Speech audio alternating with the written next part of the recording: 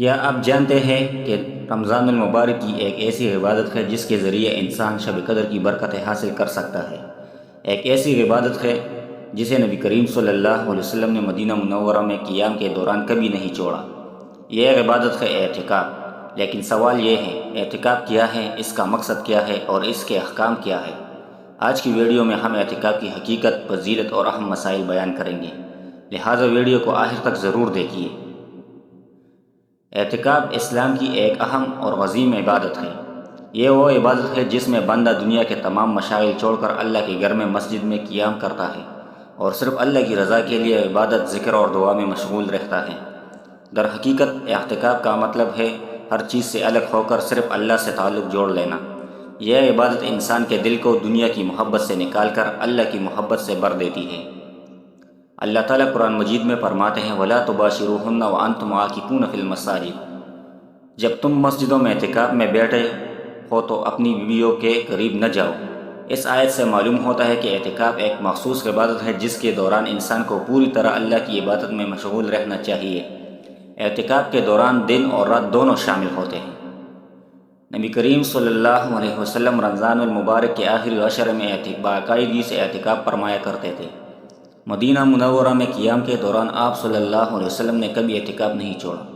صرف ایک مرتبہ جب آپ صلی اللہ علیہ وسلم فتح مکہ کے سفر پر تھے تو اس سال اعتکاف نہیں ہو سکا، لیکن بعد میں آپ صلی اللہ علیہ وسلم نے اس کی قضا بھی فرمائی۔ اسی وجہ سے فقہاء کرام نے اعتکاف کو سنت مؤکدہ قرار دیا ہے۔ اعتکاف کا سب سے بڑا مقصد ہے شب قدر کو تلاش کرنا۔ شب قدر وہ رات ہے جس کے بارے میں قرآن میں فرمایا گیا یہ رات 1000 مہینوں سے بہتر ہے۔ اعتکاف کرنے والا شخص چونکہ پورا وقت مسجد میں گزارتا ہے، اس لیے اس کے لیے شب قدر حاصل کرنے کے امکانات زیادہ ہوتے ہیں۔ اعتکاف کرنے والے شخص کو بغیر ضرورت مسجد سے باہر نہیں نکلنا چاہیے۔ صرف چند ضروری کاموں کے لیے نکلنا جائز ہے، جیسے پاخانہ یا پیشاب، غسل جنابت یا ایسی ضرورت جو مسجد میں پوری نہ ہو سکے۔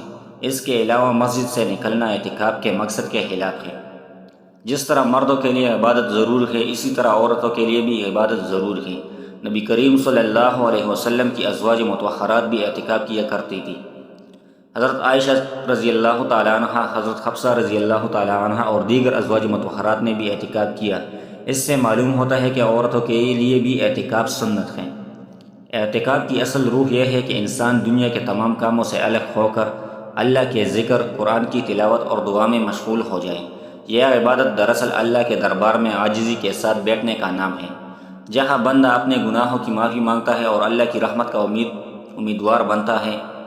دوستو، رمضان المبارک کا آخری عشر اللہ کی رحمتوں سے بھرپور ہوتا ہے۔ اگر ہمیں موقع ملے تو ہمیں ضرور اعتکاف کرنے کی کوشش کرنی چاہیے۔ کیا معلوم اللہ تعالیٰ اسی عبادت کی وجہ سے ہماری زندگی کے تمام گناہ معاف فرما دے۔ اگر آپ کو یہ ویڈیو پسند آئی ہو تو ویڈیو کو لائک کریں اور زیادہ سے زیادہ شیئر کریں تاکہ یہ پیغام زیادہ لوگوں تک پہنچ سکے، اور ایسے مزید اسلامی ویڈیوز کے لیے TS اسلامک آفیشیل کو ضرور سبسکرائب کریں۔ جزاکم اللہ خیرا۔